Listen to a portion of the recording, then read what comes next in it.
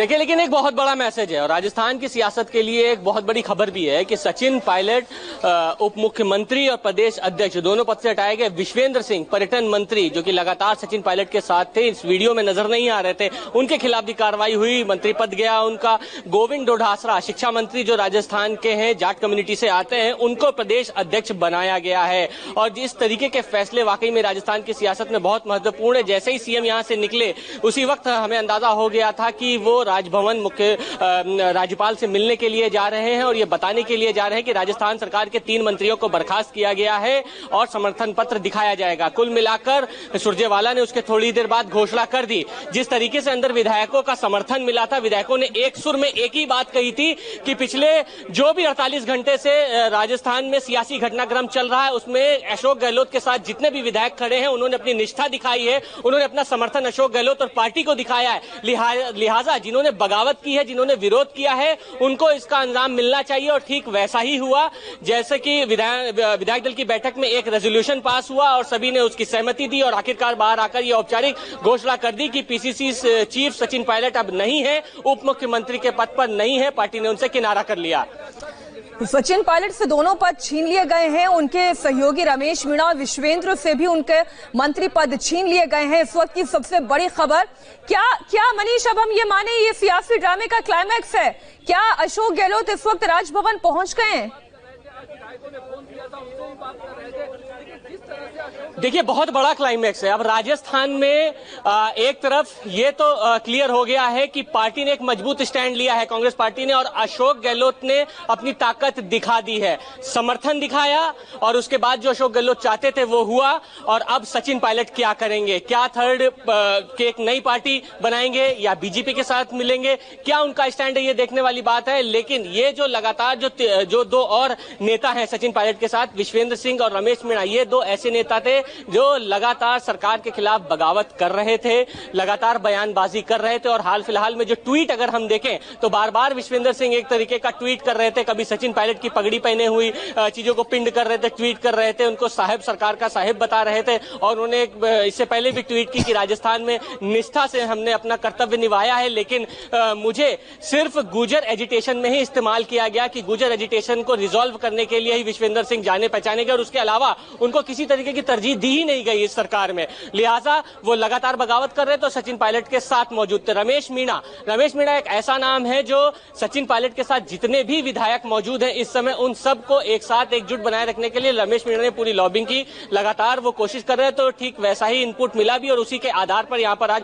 कार्रवाई भी हुई है। और अब आगे क्या होता है ये देखने वाली बात है। लेकिन अब से थोड़ी देर बाद मुख्यमंत्री, पहले अशोक गहलोत यहाँ से निकले हैं, राजभवन पहुंचे हैं, समर्थन पत्र भी लेके गए हैं। उन्होंने दिखाया कि आज विधायक दल की बैठक में एक रेजोल्यूशन पास हुआ है और 100 से ज्यादा, कुल मिलाकर 107, 109 जो दावा कर रहे हैं अशोक गहलोत, इन विधायकों का उनको समर्थन पत्र प्राप्त है। लिहाजा सरकार सेफ है। और चूंकि पार्टी सरकार कांग्रेस की है, इसलिए हमने अपने प्रदेश अध्यक्ष को, उप मुख्यमंत्री को, जो कैबिनेट मंत्री हैं विश्वेंद्र सिंह को और मिनिस्टर रमेश मीणा को बर्खास्त कर दिया है। ये देना होता है और औपचारिक अभी थोड़ी देर बाद मुलाकात होने ही वाली है राजभवन में। अब कयास लगाए जा रहे हैं कि सचिन पायलट का क्या स्टैंड होता है, वो किस तरीके का फैसला लेते हैं। अब सचिन पायलट का क्या रुख होगा इस पर भी हमारी नजर है। लेकिन सौरभ, आप भी इस वक्त जयपुर में मौजूद हैं, क्या ये सियासी ड्रामा खत्म हो चुका है या फिर अभी इसमें और भी कुछ चैप्टर बाकी है? क्योंकि सचिन पायलट कोई छोटे नेता नहीं है, वो कांग्रेस पार्टी के बहुत बड़े चेहरे हैं।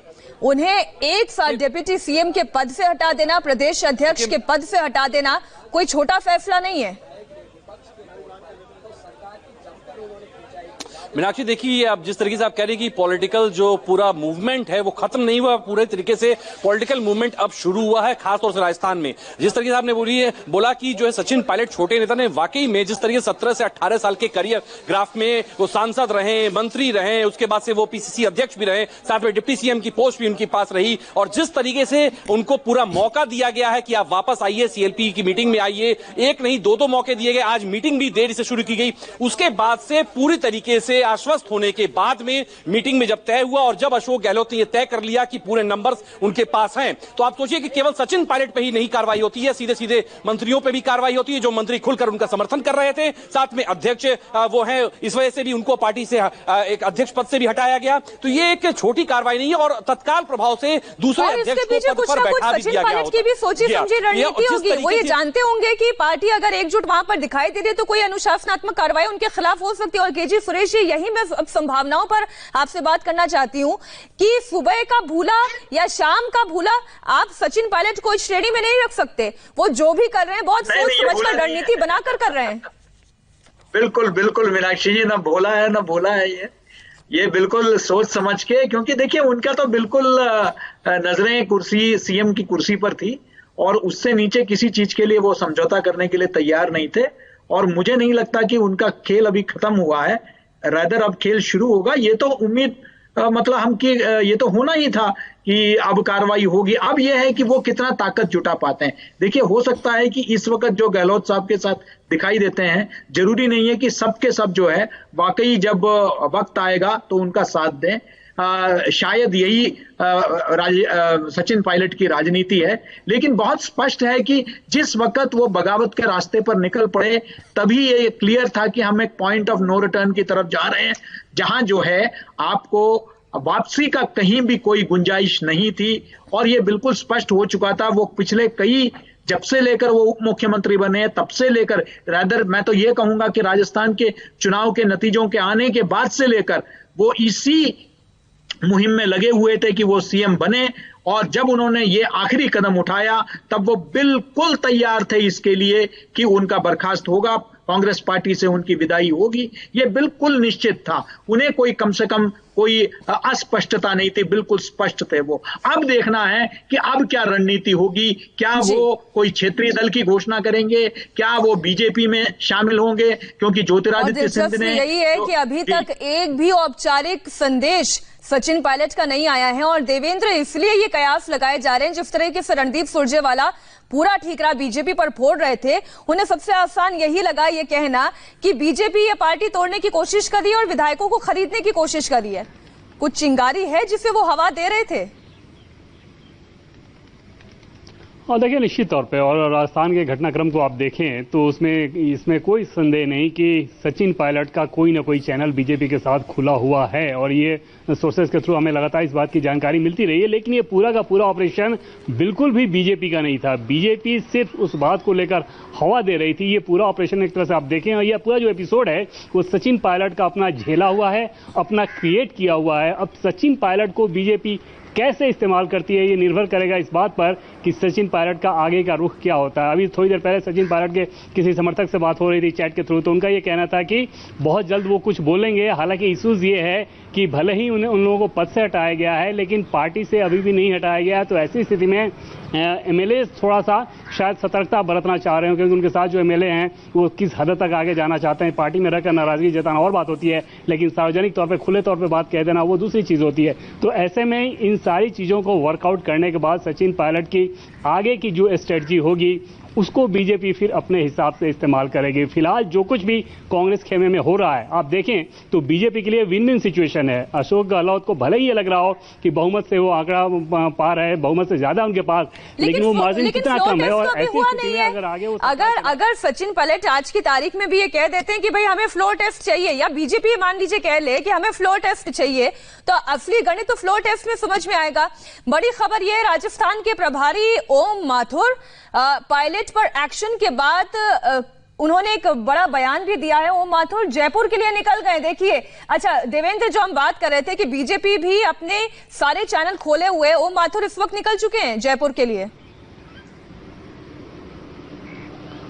अनिश्चित तौर पे। और लेकिन उसमें राजस्थान बीजेपी की अगर बात करें तो उसमें सबसे बड़ी भूमिका वसुंधरा राजे सिंधिया की ही रहेगी। और राजस्थान में वसुंधरा राजे सिंधिया से बड़ा बीजेपी का कोई नेता नहीं। वसुंधरा राजे सिंधिया के फिलहाल पिछले 3 दिनों के कार्यक्रम की बात करें, जब इतना सब कुछ एपिसोड चल रहा था तो हमने वसुंधरा के करीबी लोगों को लगातार टटोला, उसमें यही समझ में आया कि फिलहाल वो भी वेट एंड वॉच की सिचुएशन में ज्यादा है। हालांकि पार्टी के बड़े नेताओं की अगर बात करें तो पार्टी जो बीजेपी के राजस्थान के जो नेता हैं वो तो वसुंधरा राजे से बहुत ज्यादा खुश नहीं थे और तभी वो जब विधानसभा इलेक्शन थे तभी ये कह रहे थे कि भाई आप पार्टी में नेतृत्व ये चेहरा बदलिए, वसुंधरा राजे के नेतृत्व में हम नहीं लड़ना चाहते।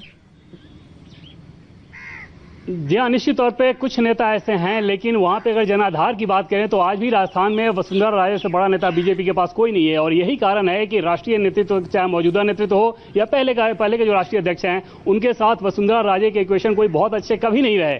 बावजूद इसके कभी वो हाशिए पे इसलिए नहीं गई कि वहां पे बहुत ज्यादा पॉपुलर हैं और आज भी बीजेपी पे सबसे ज्यादा पकड़ उनकी है, मास अपील उनका है। तो उस लिहाज से राजस्थान में बीजेपी कुछ भी करती है तो उसकी एक्सिस या धुरी की बात करें तो वो वसुंधरा राजे सिंधिया ही पहले भी रहते रही हैं और आज भी वही रहेंगे। उनसे ज्यादा प्रभावी नेता चाह देंगे सचिन पायलट वो उनका कितने विधायक अंदर वो पूरे लोकतंत्र बचाने वाले पूरे हैं। अच्छा, आपकी पूरे लोकतंत्र बचाने वाले पूरे हैं। विधायक दल का जो बैठक हुई उसमें क्या क्या बातचीत हुई?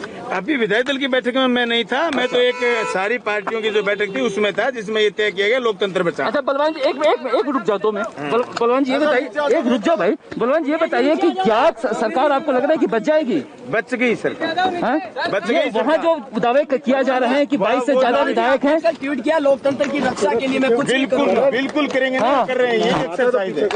बलराम जी विधायक कितने हैं? बचाएंगे सरकार, चुनी हुई सरकार को किसी भी सूरत में जाने नहीं देंगे, बचाएंगे। बलराम जी लेकिन कैसे बचाएंगे? इतनी संख्या है, इतने से सरकार बचे, सरकार चले पूरे। कितने विधायक है बलवान जी? जितने विधायक चाहिए उससे ज्यादा। अच्छा नंबर में, अरे नंबर गिनना काम मेरा नहीं है, राज्यपाल का है, सीपी जोशी अध्यक्ष का काम है। नंबर सरकार चलेगी, धड़ाधड़ चलेगी। आ जाएंगे सब, बीमार बीमार है वो सब आ जाएंगे। जैसे तो कोरोना थी वो आ गई। बहुत आरोप बलवान जी आरोप लगाया है सचिन पायलट ग्रुप ने कि भारतीय ट्राइबल पार्टी के विधायकों को कब्जा करके रखा गया है। नहीं, कोई कब्जे।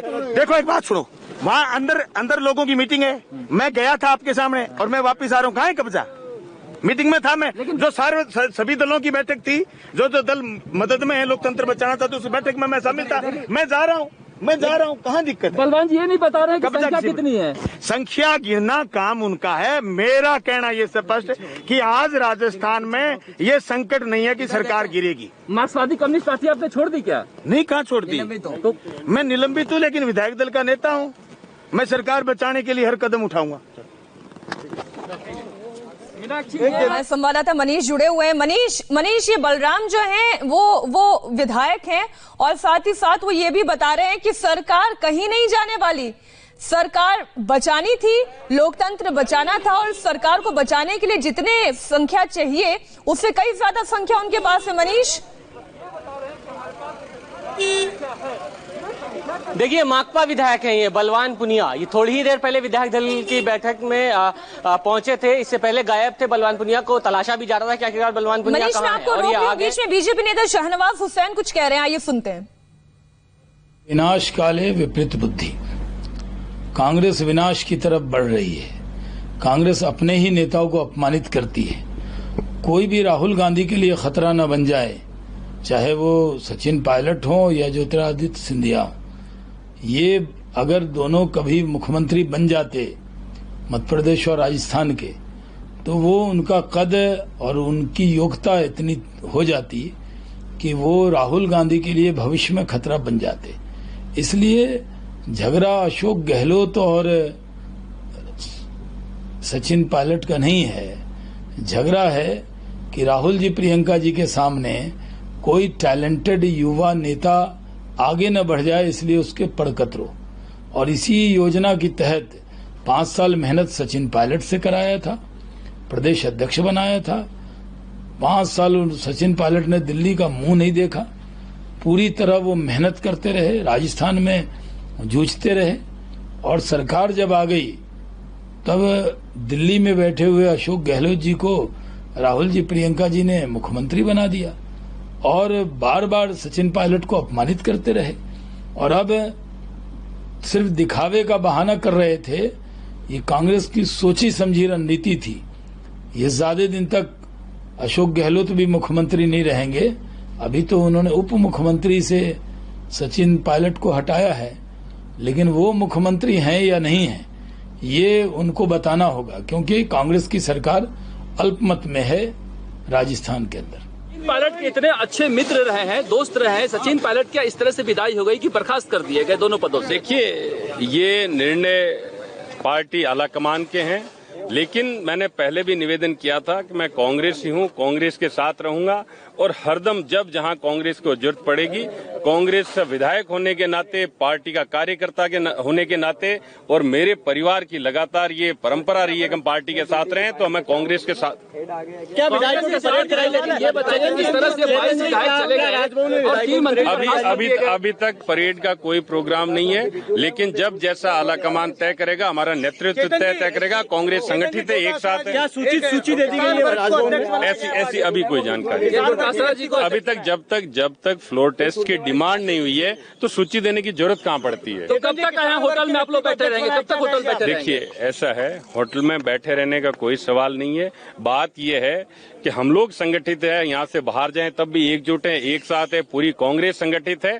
बस मात्र यहाँ रहने का मकसद एक है कि बीजेपी जो ये चाल चल रही है, बीजेपी के जो ये नापाक इरादे हैं, इनको हम लोगों को फेल करना है। से मिले हुए थे? मैंने ऐसा कब कहा? आप कह रहे हैं बीजेपी चाल चल रही है? बीजेपी चाल चल रही है। सचिन पायलट साहब तो कांग्रेस ही हैं। बर्खास्त तो उनको करना है। बर्खास्त सचिन पायलट के खिलाफ तो कार्रवाई होगी। तो आप वो मैंने जैसा कहा, हमारे जो डिसिप्लिन कमेटी है वो तय कर रही है, लेकिन मेरा ये मानना है इसके कहीं ना कहीं पीछे जो कुछ भी किया जा रहा है वो भाजपा के द्वारा किया जा रहा है। हम लोग यहाँ पे इकट्ठे सिर्फ हम लोग यहाँ पे इकट्ठे सिर्फ भाजपा के नापाक इरादों को फेल करने के लिए। अफसोस है अपने मित्र का इस तरह से बर्खास्तगी का। देखिए, मेरे लिए पार्टी सर्वोपरि है और पार्टी 109 109। कांग्रेस के क्या सचिन पायलट से बातचीत करेंगे? इतने करीबी मित्र रहे हैं आप। कौन बातचीत? पार्टी हर स्तर पे कर रही है, हर स्तर पर कर रही है। हमारा जो शीर्ष नेतृत्व बात कर रहा है। उन्होंने आज प्रेस विज्ञप्ति जारी की, उनकी तरफ से कहा गया कि हमने खून बहाया, पसीना बहाया, सड़कों पर संघर्ष किया, हमारी बात नहीं सुनी गई। बहुत लोगों ने बहाया, मैंने भी बहाया है। तो ये जो बात उनको रखनी है, पार्टी बराबर उनको मौका दे रही है। आज भी अगर वो चाहें तो पार्टी हर स्तर पे जब चाहें बात कर सकते हैं, मेरा ये मानना है। चेतन जी, जिस तरह का बदलाव हुआ प्रदेश कांग्रेस अध्यक्ष पद पर, देखिए, डिमांड बड़े लंबे टाइम से चल रही थी कि किसी किसान परिवार से किसी अध्यक्ष बनाया जाए। आज डोटासरा जी को बनाया गया है, मैं उनको बधाई देना चाहता हूं। उम्मीद करता हूं इससे जो हमारा किसान वर्ग है, अपितु शहर के लोग प्लस किसान जो वर्ग है, वो बहुत खुश होने वाला है। और कांग्रेस की जो किसान जो जुड़ा हुआ था, उसकी जो डिमांड थी वो आज पूरी हो गई है और डोटासरा जी अच्छा काम करेंगे। कांग्रेस उनके नेतृत्व में और ज्यादा आगे बढ़ेगी। ये भी कहा जा रहा है कि बहुत सारे ऐसे भी विधायक हैं, उनके दोस्त हैं, जो मौका मिलने पर उधर जा सकते हैं। देखिए, कोई नहीं जाने वाला है। सारे के सारे विधायक एकजुट हैं, एक साथ हैं और एक मत हैं कि हमें कांग्रेस के साथ रहना है और कांग्रेस पार्टी की सरकार को हम लोगों को बचा के रखना है। उधर कितने विधायक हैं, उसकी संख्या के बारे में पता? देखिए, हमारे पास 109 हैं। उधर कितने हैं वो आप लोग बताएं, आपकी जानकारी हो सकती है। मेरे यहाँ पे 109 है, हमारे साथ 109 है। कुछ मलाल हो रहा है? आप सचिन पायलट के अच्छी करीबी रहे, आपको मलाल हो रहा है? कांग्रेस पार्टी के साथ हूँ, मुझे इस चीज की खुशी है। मैं कांग्रेस का कार्यकर्ता हूँ, कांग्रेस के पार्टी से चुनाव विधायक हूँ, मुझे खुशी है, मैं कांग्रेस के साथ हूँ। पायलट किसी ट्रैप में आ गए? देखिए, ये मैं कैसे जवाब दे सकता हूँ इन सब चीजों का। चलिए, thank you very much. Congress के विधायक सचिन पायलट के दोस्त चेतन डूडी को आप सुन रहे थे, जिन्होंने साफ तौर पर यह कह दिया कि वो कांग्रेस पार्टी के साथ है। सचिन पायलट से बातचीत के हर चैनल को खोला गया, लगातार बातचीत की कोशिश रही, लेकिन पार्टी एकजुट है। डोटासरा के बारे में उन्होंने जिक्र किया। उन्होंने कहा कि बहुत समय से पार्टी यह सोच रही थी कि किसी किसान परिवार से आने वाले नेता को प्रदेश अध्यक्ष के पद की कमान दी जाए, तो अब गोविंद डोटासरा को यह कमान दे दी गई है। उन्हें इस बात की भी खुशी है। उन्होंने कहा कि बहुमत से कई ज्यादा उनके पास नंबर है, 109 विधायक उनके साथ हैं, यानी अशोक गहलोत के कैंप में है। और वो बार बार ये कह रहे थे कि कांग्रेस पार्टी एकजुट है, उन्हें खुशी है कि वो कांग्रेस के साथ है। उनसे कई बार संवाददाताओं ने यह सवाल पूछा कि क्या उन्हें कोई मलाल नहीं कि उनके दोस्त, उनके सहयोगी सचिन पायलट को अचानक से एक एक करके दोनों ही पदों से बर्खास्त कर दिया गया। तो हर सवाल का जवाब वो यही देते रहे कि वो कांग्रेस के साथ थे, वो साथ हैं। हमारे संवाददाता आनंद प्रकाश पांडे ने बीजेपी नेता ओम माथुर से बात की, आइए सुनाते हैं। बीजेपी के राष्ट्रीय उपाध्यक्ष और राज्यसभा सांसद ओम प्रकाश माथुर हमारे साथ हैं। सर, कांग्रेस ने तय किया कि जो आज विधायक दल की बैठक में नहीं गए थे उनके खिलाफ कार्रवाई होगी, यानी कि सचिन पायलट और उनके समर्थक जो विधायक उनके खिलाफ कांग्रेस कार्रवाई करने जा रही है। ऐसा ही प्रस्ताव कल कांग्रेस ने अपनी विधायक दल की मीटिंग में की थी। उस प्रस्ताव का क्या हर्ष हुआ और आज के प्रस्ताव का क्या हर्ष हुआ वो जाने। इसमें बीजेपी की क्या भूमिका है? अगर सचिन पायलट के खिलाफ कार्रवाई होती है, उनको निकाला जाता है, तो क्या बीजेपी उनका स्वागत करेगी? देखिए, अभी बीजेपी की भूमिका का कोई लेना देना नहीं है और सचिन जी क्या निर्णय करते हैं उन पर निर्भर करता है। वो जाने, सचिन जी जाने। वो सचिन जी खुद कह चुके हैं कि मैं तो अलग तीसरा फ्रंट बनाऊंगा, नई पार्टी बनाऊंगा। इसलिए बीजेपी की क्या भूमिका? बीजेपी कोई भूमिका नहीं है। लेकिन क्या अगर सचिन पायलट बीजेपी में आने की ख्वाहिश जाहिर करते तो आपके दरवाजे खुले हुए हैं? मैं ये कहता हूँ ऐसे विषयों कोई संबंध ही नहीं ना। आप किसी विषय को अपने विषय मेरे मुंह में कैसे डालना चाहते हो? ये विषय ही नहीं है कभी कि इस तरह के कोई विषय होते हैं। गलत विषय। सर, बीजेपी दुनिया की सबसे बड़ी राजनीतिक पार्टी है। अगर उस पार्टी में कोई आना चाहता है तो क्या आप उसका स्वागत करेंगे? मैं ये कह रहा हूँ कि जो भी विषय है वो जो करना वो पार्टी का निर्णय कार्यक्रम है। आप कौन है? लेकिन पार्टी, मैंने पहले भी निवेदन किया, सर्वोपरि है। पार्टी से आगे कुछ नहीं है। पार्टी का जैसा आदेश होता है उस आदेश की हम लोग पालना करते हैं और मेरा ये दायित्व बनता है कि कांग्रेस को जब जहां जरूरत हो, चेतन डूडी कांग्रेस का कार्यकर्ता, कांग्रेस का विधायक है, वो वहां पे खरा उतरे। क्या कोई बातचीत? कितने विधायक समर्थन है अंदर? कितने विधायक? मैंने 109 है, 109 हमारे पास है, ये फिगर है। और मैं आपको तय बता रहा हूँ, ये मैं पूर्णतः दावे के साथ बोल सकता हूँ कि सरकार को कहीं कोई खतरा नहीं है। ठीक है, रेडी? कितने चेतन डूडी इस वक्त यहाँ पर मौजूद हैं और ये सबसे खास माने जाते हैं सचिन पायलट के। ये सचिन पायलट के मित्र हैं। 2 दिन पहले सचिन पायलट के साथ मौजूद थे। हालांकि इन्होंने कहा